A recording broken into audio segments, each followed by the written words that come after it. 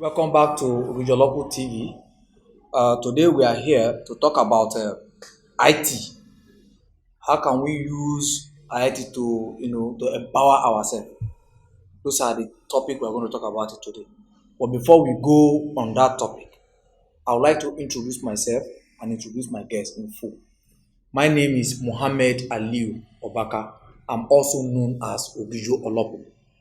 And my guest here is Anibe Solomon Maha. Please enjoy this short break. We'll be right back.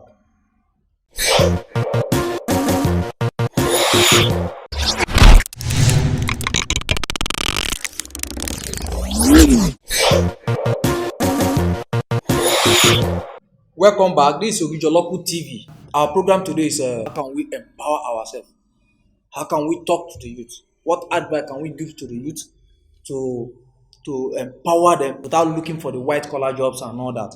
We have our brother here, which is Anibe Solomon Maha. He's going to do justice to that, and he's an expert in IT.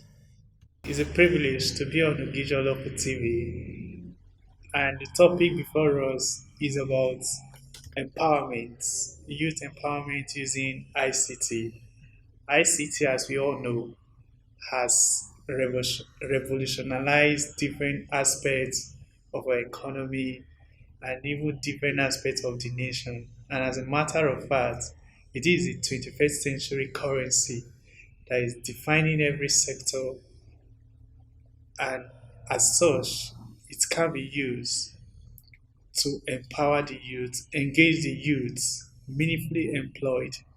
And there are diverse aspects that so many youths are really doing well, exploits in ICT, promoting business and development. So, for instance, some youth engage in the use of ICT for video animations, comedy videos, editing. It's a very good aspect. And also, some engage in the development of software, programming, website, hardware technology, game technology, artificial intelligence, and so many aspects of ICT. And of recent, we see that ICT has even been redeployed in agriculture, blockchains, and what have you. So many areas we can use the instrument of ICT to empower our youth.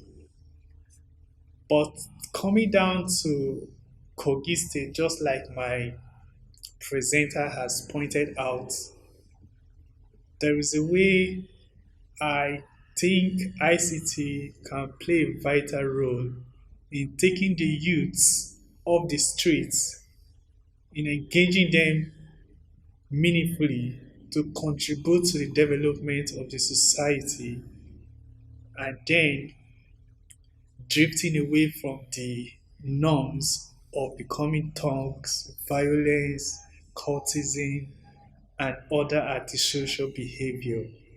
With the instrumentality of the ICT, all these antisocial behaviors springing up can be curtailed to an extent. And one of the aspects in which we can actually use this is, for example, like in web developments and websites.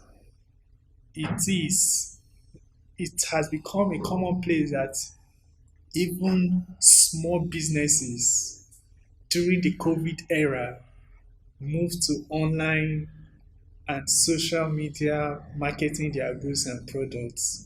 So it will not be out of place for the youth to be trained in how to use this ICT, especially in creating probably like an app, delivering app, websites for small and medium scale enterprises.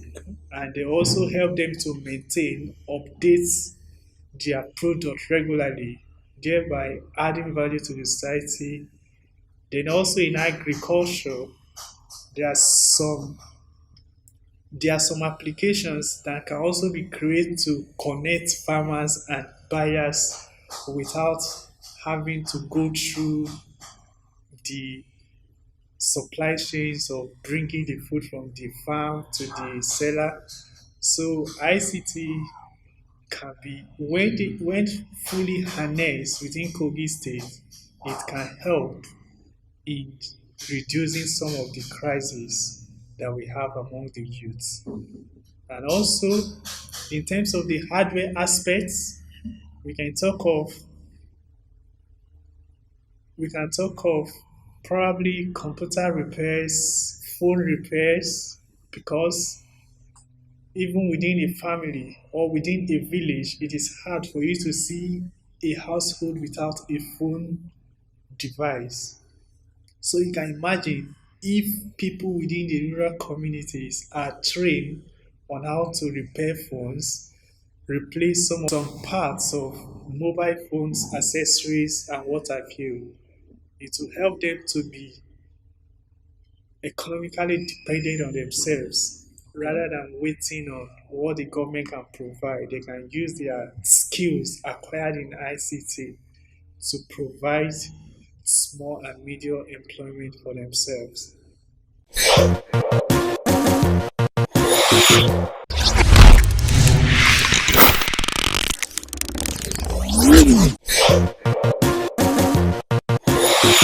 Mr. Anibe, how can you train me to become an expert in IT? Did I need to pass through education before I can get that, or I can just go to a nearby cure and learn it? Yeah, in the world of ICT, just like the general saying, learning is a continuous process. Okay. Age is not a barrier. So, and some of these ICT applications and some of these computing applications does not necessarily require you to be in the four walls of the university before you can learn and know how to make use of them. All you need is just like every vocational training, just need to visit a vocational training center or a computer center where all these IT skills are being taught, and within a short period of 2 to 3 months or 6 months max, you can get yourself equipped with the necessary skills that will make you to stay afloat in this area. Okay. Do you think the government create IT centers where everyone can go there and learn freely? Yeah, that's a nice question. Thank you very much. But one of the things that I would like to emphasize is that the federal government, on its own part, through the through NITA, that is National Information Technology Development Agency, have tried in some point to establish ICT centers in some states. And also some state government has tried to come up with ideas of establishing ICT center. But though it's not enough, we cannot leave that tax only to the governments. Even private enterprises, as a way of their community development services, they can partner with government to build ICT centers in secondary schools, in communities where people can come to acquire these skills and become meaningful. And also, but the bulk of it lies at the tables of the government, because the government has a bigger role to play in the life of its citizens. And as such, if the government can embark on a massive establishment of ICT centers at various secondary schools within their domain, in which all the senior secondary schools from Students. SS1 to SS3 and even those coming up from GSS1 can learn one IT skills or the other that will make them relevant in their field of study, because virtually all field of studies now use ICT. For instance, in medicine, we have what we call telemedicine. So it's also an ICT diving into that. So if within secondary school at that infant stage as they are coming up, if they are fully engaged and they understand how they can use ICT to build themselves, and before they enter universities, they will be fully engaged and don't have to go into cultism, go into all these antisocial behaviors, because they can they can be schooling, and with their ICT tools in their hands, with their systems, with their phones, they can still be creating and adding value to the society and making some money for themselves as well. Mr. Anibe, thank you very much. I want to chip in something. Okay. You know, there's a time my phone got spoiled, the charging point spoiled, and I took it to computer. Within a twinkle of eyes, I've changed the charging point for me, and I was charged, I think, 1,000 naira. Take this same problem to Anegala. They may even charge you more than that, but we don't have enough people to deal with this kind of issues. Do you think we have enough technicians in Kogi, or especially in Kogi East, that can tackle this thing without issues? Yeah, just like I said earlier, that government can help in creating vocational centers, ICT vocational centers within schools and communities as well. Because if there is a knowledge gap that exists, such like technicians, and once those institutions are in place, anyone can come to learn.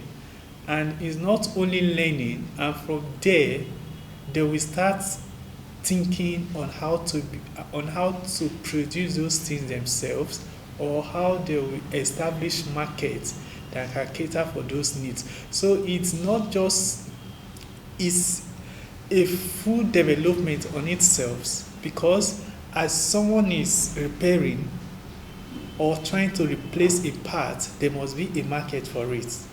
So establishing the vocational center and someone learning that skills open another opportunities to introduce market. And in introducing market, then you also look at, okay, this thing, can it be gotten here, or can we produce it? So it's a continuous chains of development.